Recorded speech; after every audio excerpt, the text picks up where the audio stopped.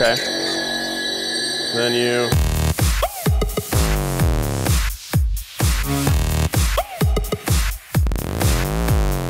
A few weeks ago, Keith and I went to San Francisco, and while we were there, we decided to go try out a hoverboard. In Los Gatos, the Cats, California. We were there just because like, oh cool, the hoverboard. Hell yeah, we want to ride the hoverboard. Then we get there and we find out that I guess this place is not just about making hovering technology for the hoverboard. The real purpose is actually to save millions of lives by basically beating earthquakes. So we meet Greg Henderson, who runs ARCS Packs. He's a classic brilliant dad. He's also walking us around his office while he explains everything. I've always said that math slows me down. So we'll figure out the math later. Let's make something hover first. And, you know. I like that. Yeah.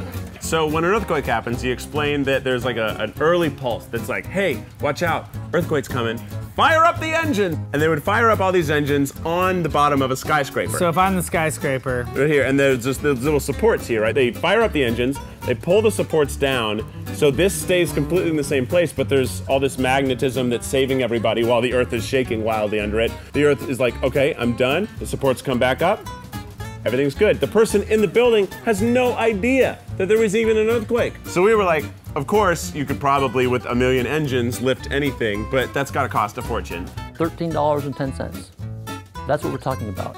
What it would take to hover a house, energy-wise. And then he's like, no, it's really cheap. So we walk into the room with the hoverboard, there's copper everywhere. Like a copper skate park. And the woman explained to you how the thing works, right? Yeah, and I totally got it, but let's have her explain it instead.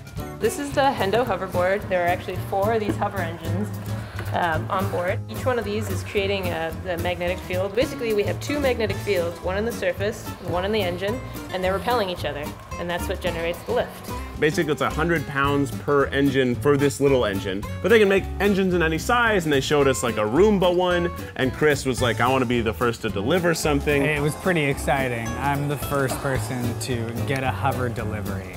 Do you have enough hoverboards for everyone in the office for when the earthquake happens, you can all jump on one and be safe? You know, no is the short answer, but I'm gonna give you the long answer. Okay, yeah. What do you do in an earthquake?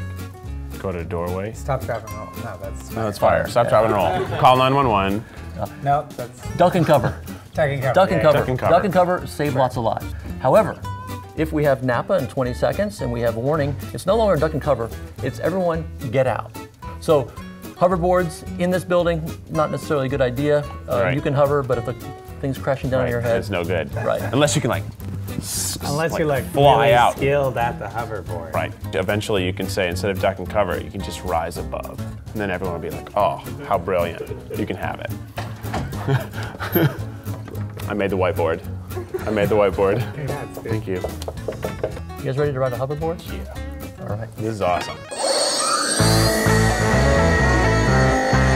Okay. Wanna get on? Oh yeah, I'm in the future. I don't know how to control it. How do I stop? How do I stop? Stop me. Whoa! It feels like I'm on a boat a little bit. It feels very boatish. Ooh, I'm doing it. I'm just infinity spinning without even trying. First impression, I'm not relaxed enough. Oh man, this is what it's like to be the puck in air hockey. I am an air hockey puck. This is amazing.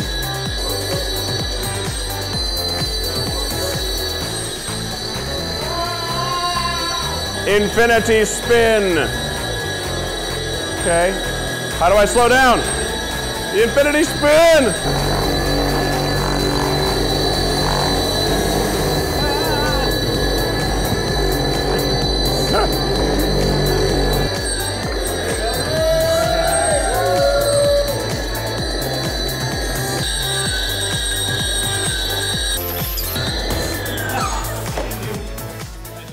I was on the magic carpet, I was flying, and I'm like, oh, this is my opportunity to sing A Whole New World from Aladdin. Of course, I didn't think about how that's copywritten music, and we would legally not be able to use that, so you can probably only see that in mute. So you just imagine that I'm singing, and I'm killing it. I am killing it. I am singing it note for note perfect. He killed it.